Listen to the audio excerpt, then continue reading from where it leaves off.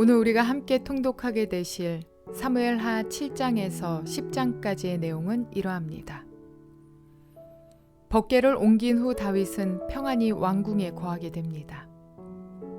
그때 다윗의 마음 깊은 곳에 성전을 짓고 싶다는 마음의 소원이 생겼습니다. 다윗은 선지자 나단에게 이 계획을 밝힙니다. 하나님께서는 다윗의 그 마음을 무척 기뻐하십니다.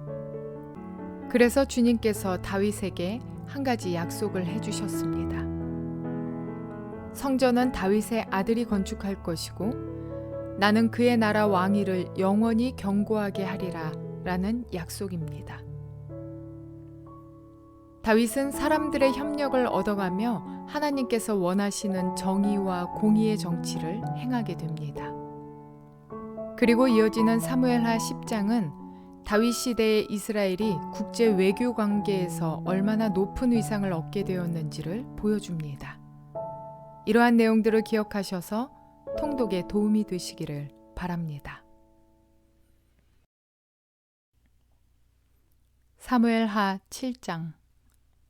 주님께서 사방에 있는 모든 원수에게서 다윗 왕을 안전하게 지켜주셨으므로 왕은 이제 자기의 왕궁에서 살게 되었다. 하루는 왕이 예언자 나단에게 말하였다. 나는 백향목 왕궁에 사는데 하나님의 궤는 아직도 휘장 안에 있습니다. 나단이 왕에게 말하였다. 주님께서 임금님과 함께 계시니 가셔서 무슨 일이든지 계획하신 대로 하십시오. 그러나 바로 그날 밤에 주님께서 나단에게 말씀하셨다. 너는 내 종 다윗에게 가서 전하여라. 나 주가 말한다. 내가 살 집을 네가 지으려고 하느냐. 그러나 나는 이스라엘 자손을 이집트에서 데리고 올라온 날로부터 오늘에 이르기까지 어떤 집에서도 살지 않고 오직 장막이나 성막이 있으면서 옮겨 다니며 지냈다. 내가 이스라엘 온 자손과 함께 옮겨 다닌 모든 곳에서 내가 나의 백성 이스라엘을 돌보라고 명한 이스라엘 그 어느 지파에게라도 나에게 백향목집을 지어주지 않는 것을 두고 말한 적이 있느냐. 그러므로 이제 너는 나의 종 다윗에게 전하여라. 나 만군의 주가 말한다. 양떼를 따라다니던 너를 목장에서 데려다가 내 백성 이스라엘의 통치자로 삼은 것은 바로 나다. 나는 네가 어디로 가든지 언제나 너와 함께 있어서 네 모든 원수를 네 앞에서 물리쳐 주었다.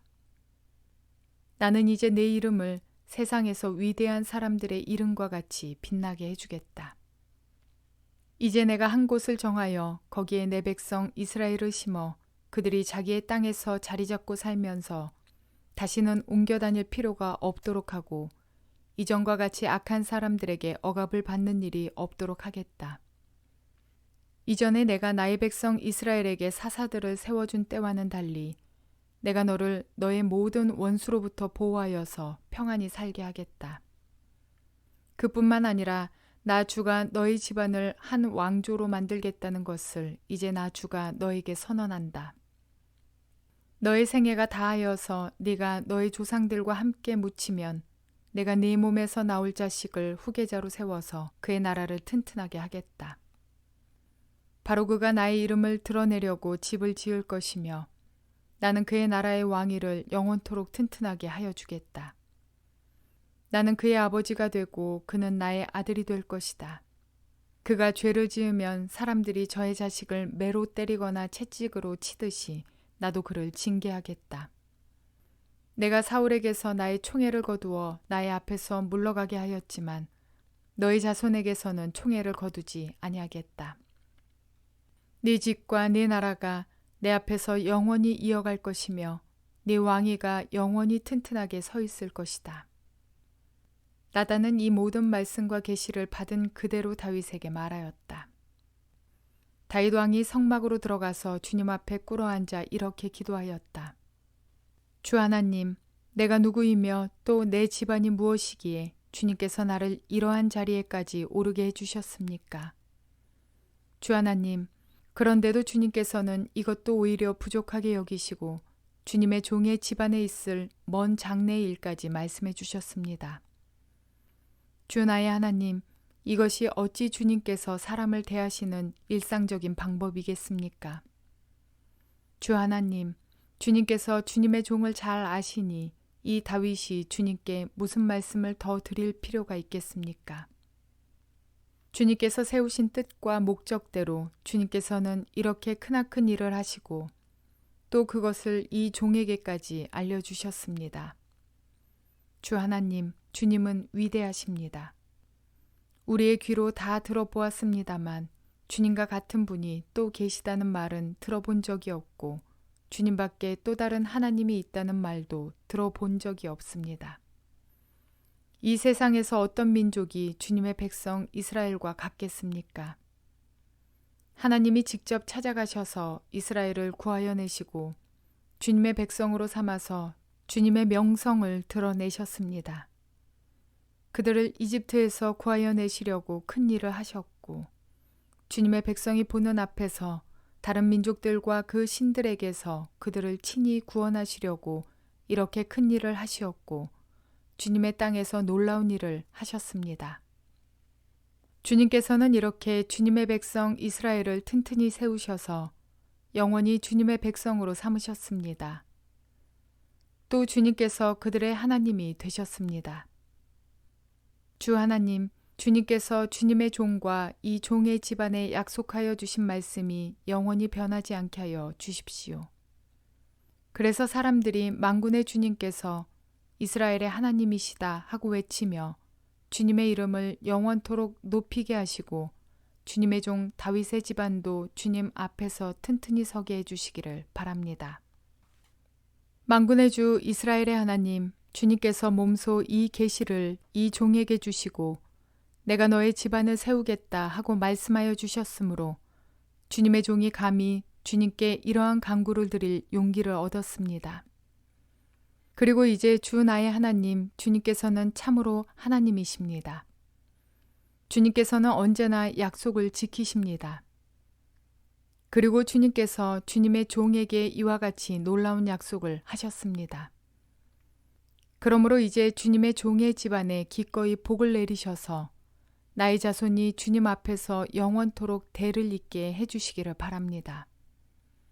주 하나님, 주님께서 직접 그렇게 약속하여 주셨으니 주님의 종의 집안이 영원토록 주님께서 내리시는 복을 받게 해 주십시오.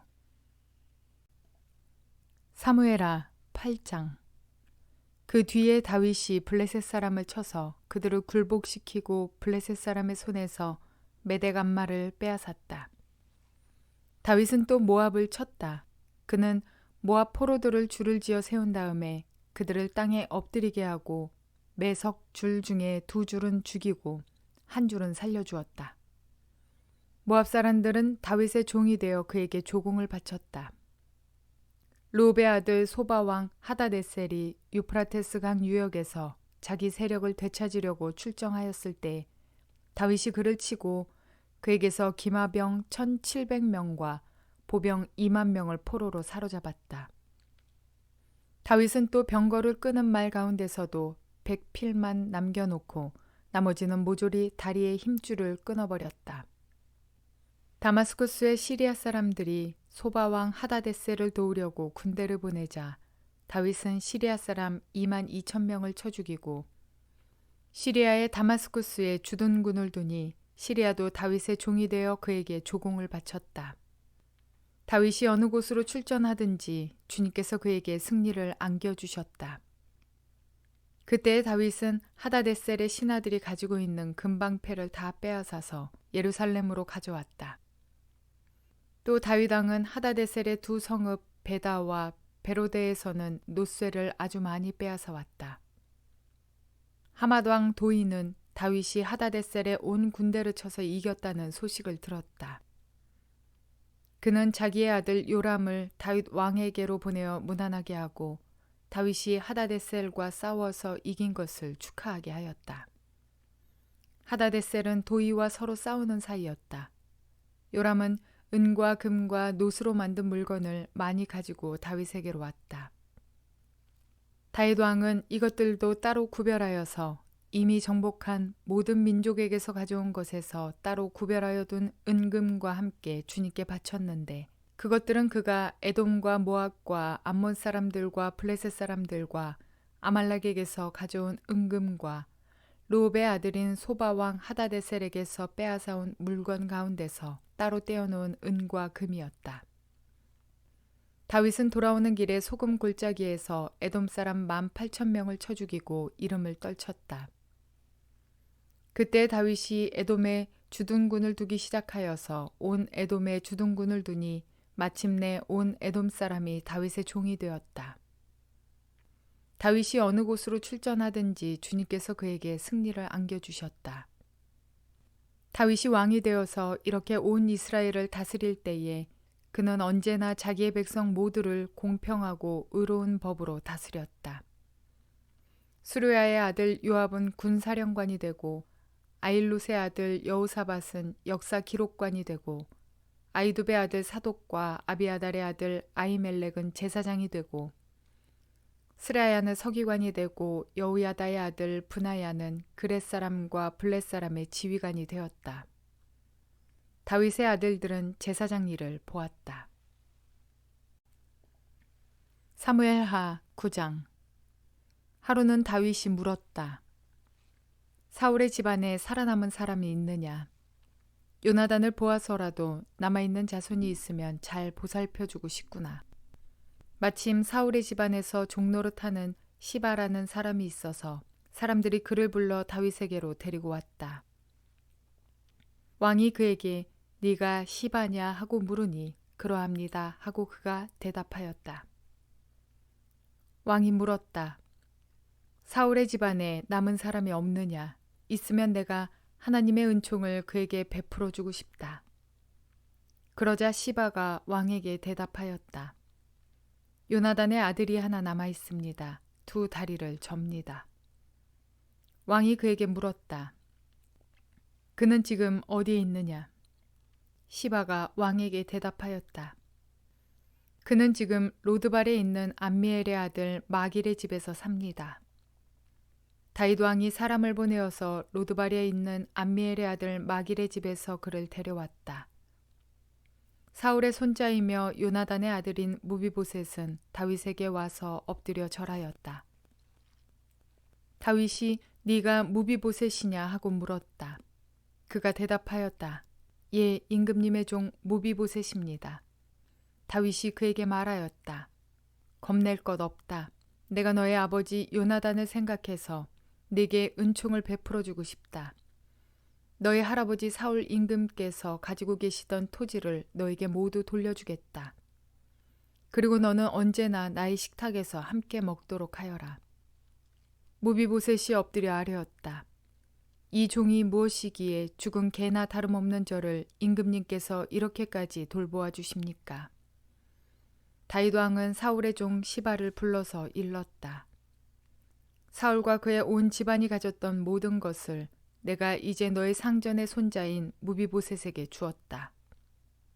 그러니 너는 너의 아들들과 종들과 함께 모두 그 땅을 갈고 거두어서 너의 상전의 집안이 먹을 양식을 대도록 하여라. 그러나 너희 상전의 손자인 무비보셋은 언제나 나의 식탁에서 음식을 먹을 것이다. 시바에게는 아들 15과 종 20명이 있었다. 시바가 왕에게 대답하였다. 높으신 임금님께서 이 종에게 명령하신 그대로 이 종이 모두 하겠습니다. 그리하여 무비보셋은 왕자들과 다름없이 언제나 다윗 왕의 식탁에서 음식을 먹었다. 무비보셋에게는 미가라는 어린 아들이 하나 있었다. 시바의 집에 사는 사람들은 모두 무비보셋의 종이 되었다. 무비보셋은 언제나 왕의 식탁에서 먹었으며 예루살렘에서만 살았다. 그는 두 다리를 다 절었다. 사무엘하 10장. 그 뒤에 암몬 사람의 왕이 죽고 그의 아들 하눈이 그를 이어서 왕이 되었다. 다윗은 하눈의 아버지 나하스가 나에게 은혜를 베풀었으니 나도 나하스의 아들 하눈에게 은혜를 베풀어야겠다 하고서 신하들을 보내어 고인에게 조의를 표하게 하였다. 그래서 다윗의 신하들이 암몬 사람의 땅에 이르렀다. 그러나 암몬 사람의 대신들이 자기들의 상전인 한운에게 말하였다. 다윗이 임금님께 조문 사절을 보낸 것이 임금님의 부친을 존경하기 때문이라고 생각하십니까? 오히려 이 도성을 두루 살피고 정탐하여 함락시키려고 다윗이 임금님께 자기의 신하들을 보낸 것이 아닙니까? 그래서 한우는 다윗의 신하들을 붙잡아서 그들의 한쪽 수염을 깎고 입은 옷 가운데를 도려내어 양쪽 엉덩이가 드러나게 해서 돌려보냈다. 사람들은 이 일을 다윗에게 알렸다. 조문사절이 너무나도 수치스러운 일을 당하였으므로 다윗 왕은 사람을 보내어 그들을 맞으며 수염이 다시 자랄 때까지 여리고에 머물러 있다가 수염이 다 자란 다음에 돌아오라고 하였다. 암몬 사람들은 자기들이 다윗에게 미움을 사게 된 줄을 알았다. 암몬 사람들은 사람을 보내어서 벳르홉의 시리아 사람과 소바의 시리아 사람에게서 보병 2만 명과 마가의 왕에게서 1,000명과 돕 사람들에게서 12,000명을 용병으로 고용하였다. 다윗은 이 소식을 듣고 요압에게 전투 부대를 맡겨서 출동시켰다. 암몬 사람도 나와서 성문 앞에서 전열을 갖추었으며 소바와 르홉의 시리아 사람들과 돕과 마아가의 용병들도 각각 들녘에서 전열을 갖추었다. 요압은 적이 자기 부대의 앞뒤에서 전열을 갖추어 포진한 것을 보고 이스라엘의 모든 정예병 가운데서 더 엄격하게 정예병을 뽑아서 시리아 군대와 싸울 수 있도록 전열을 갖추었다. 남은 병력은 자기의 아우 아비새에게 맡겨 암몬 군대와 싸우도록 전열을 갖추게 하고서 이렇게 말하였다. 시리아 군대가 나보다 더 강하면 네가 와서 나를 도와라. 그러나 암몬 군대가 너보다 더 강하면 내가 가서 너를 돕겠다. 용기를 내어라. 용감하게 싸워서 우리가 우리 민족을 지키고 우리 하나님의 성읍을 지키자. 주님께서 좋게 여기시는 대로 이루어 주실 것이다. 그런 다음에 요압이 그의 부대를 거느리고 시리아 사람들과 싸우러 나아가니 시리아 군인들이 요압 앞에서 도망하여 버렸다. 암몬 군인들은 시리아 군인들이 도망하는 것을 보고서 그들도 아비새 앞에서 도망하여 성으로 들어가 버렸다. 요압은 암몬 군대와 싸우기를 그치고 예루살렘으로 돌아왔다. 시리아 군인들은 자기들이 이스라엘에게 패한 것을 알고서 온 군대를 다시 집결시켰다. 그때 하다데셀이 사람을 보내어서 유프라테스 강 동쪽에 있는 시리아 군대를 동원시켰으므로 그들이 헬람으로 왔다. 하다데셀의 부하 소박 사령관이 그들을 지휘하였다. 다윗이 이 소식을 듣고 온 이스라엘 군대를 모아서 거느리고 요단강을 건너서 헬람으로 진군하였다. 시리아 군대가 다윗과 싸우려고 전열을 갖추고 있다가 맞붙어 싸웠으나 시리아는 이스라엘 앞에서 도망하고 말았다. 다윗은 시리아 군대를 쳐서 병거를 모는 700명과 기마병 4만 명을 죽이고 소박 사령관도 쳐서 그를 그 자리에서 죽였다. 하다데셀의 부하인 모든 왕은 자기들이 이스라엘에게 패한 것을 알고서 이스라엘과 화해한 뒤에 이스라엘을 섬겼다. 그 뒤로 시리아는 이스라엘이 두려워서 다시는 암몬 사람을 돕지 못하였다.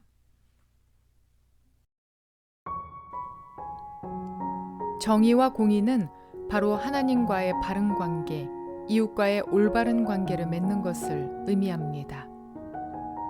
다윗이 베푸는 정의와 공의의 정치의 한 예는 요나단의 아들 무비보셋에 대한 따뜻한 예우에서도 찾아볼 수 있습니다.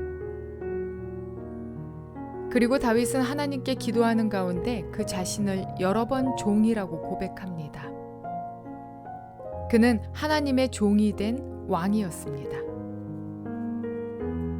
그는 당시 백성들이 인정하는 당당한 왕이었으나 스스로 하나님의 종이 된 것입니다. 다윗은 하나님 앞에서 겸손한 종의 모습을 하였고 백성의 왕이 돼 백성들이 인정하는 왕이었다는 것입니다. 자신이 평안히 왕궁에 거하는 것이 이제껏 자신을 인도하신 하나님의 은혜요 감사하면서도 동시에 황송했습니다.